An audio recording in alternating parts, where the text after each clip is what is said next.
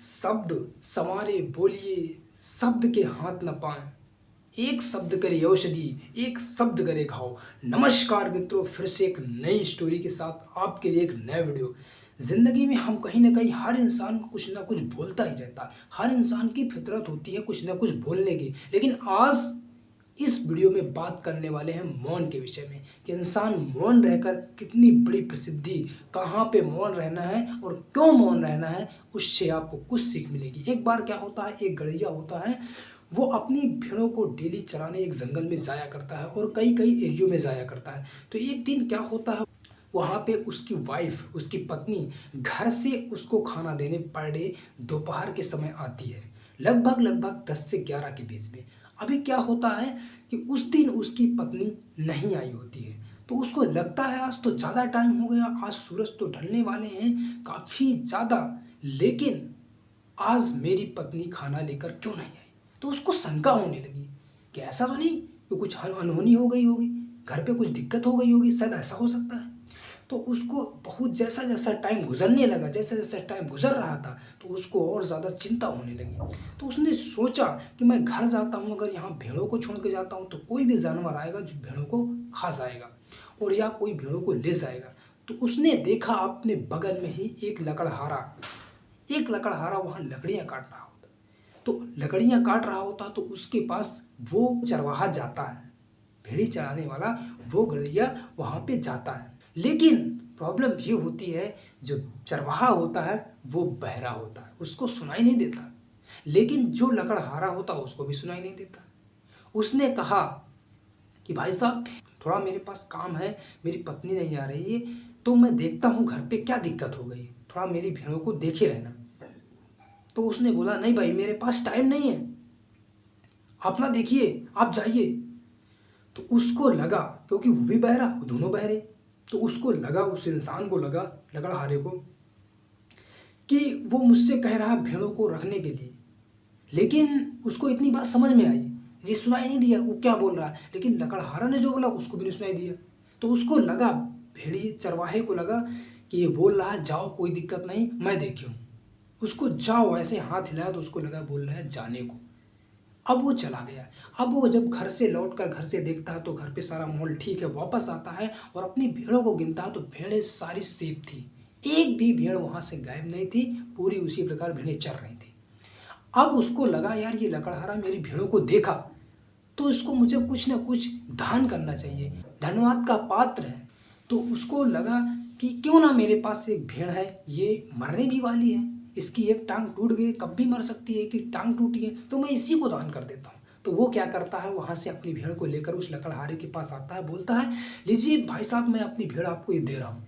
लेकिन जैसे ही वो भेड़ को देखता है लकड़हारा, उसकी एक टांग टूटी होती है, तो उसको लगता है कि ये बोल रहा है कि इस भेड़ की आपने टांग तोड़ दी। अब क्योंकि उसको भी दोनों को सुनाई नहीं देता क्या बोल रहे हैं, तो उनको लगता है, दोनों आपस में विवाद छिड़ जाता है, यहाँ तक कि काफ़ी एक दूसरे को बोलने लगते हैं। वो बोलता है ले जाइए भेड़, मैंने आपकी भेड़ को देखा तक नहीं, टांग तोड़ने की तो बात छोड़िए, लेकिन उसको सुनाई कहाँ दे। वो बोल रहा भेड़ ले जाओ, वो बोल रहा मैंने टांग नहीं तोड़ी। इसने में थोड़े समय बाद वहाँ पे एक चोर आता है, जो कहीं से एक घोड़े को चुरा कर लाता है। दोनों उस इंसान को देखकर पकड़ लेते हैं, उसको बोलते हैं ये हमारे इस विवाद का सॉल्यूशन करिए, हल निकालिए। लेकिन उसको, वो भी प्रॉब्लम ये होती है कि वो भी बहरा होता है, उसको भी सुनाई नहीं देता। उसको डर लगने लगता है कि यार ये आपस में विवाद करें, मुझे मारेंगे।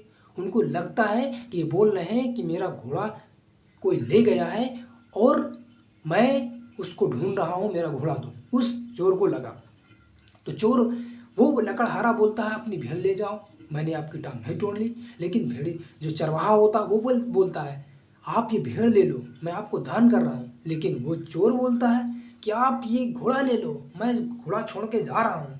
आपस में तीनों आपस में विवाद बहुत ज़्यादा छिड़ जाता है, यहाँ तक कि हाथापाई की बारी आ जाती है। वहीं पे थोड़ी समय बाद वहाँ से एक महात्मा जी गुजर रहे होते हैं, संत जी। तो वो देखते हैं ये विवाद ऐसा क्या हो रहा है, लोग आपस में आवाज़ें कर रहे हैं। तो तीनों लोग उस महात्मा जी को पकड़ते हैं, वहाँ पे बैठाते हैं, बोलते हैं महात्मा जी आप हमारी इस प्रॉब्लम को सलूशन करिए। अब क्या करें महात्मा जी, महात्मा जी मौन रहते हैं और देखते हैं उस चोर की आंखों में।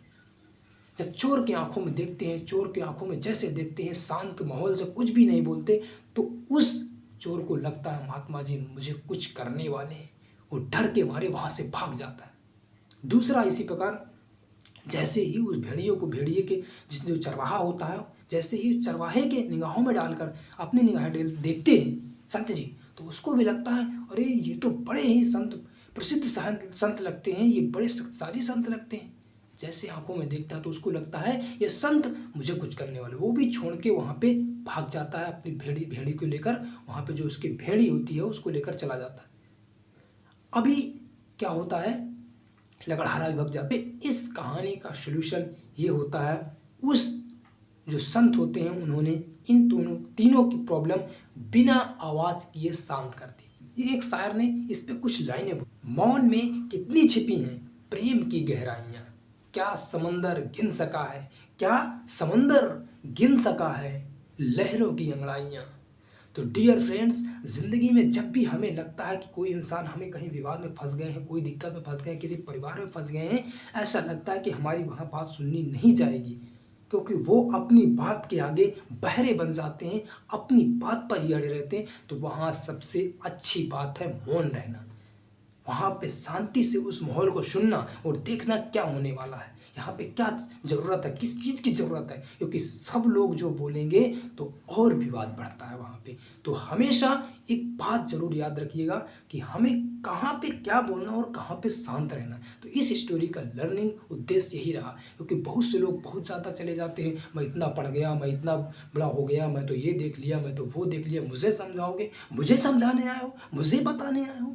तो वहाँ पे हमें मौन रहने की ज़रूरत है। तो फिर मिलेंगे नेक्स्ट वीडियो में, जब तक के लिए वीडियो में देखते रहो और लर्निंग को इम्प्लीमेंट करें। तो चैनल को सब्सक्राइब, वीडियो को शेयर करने के लिए बहुत बहुत धन्यवाद। जय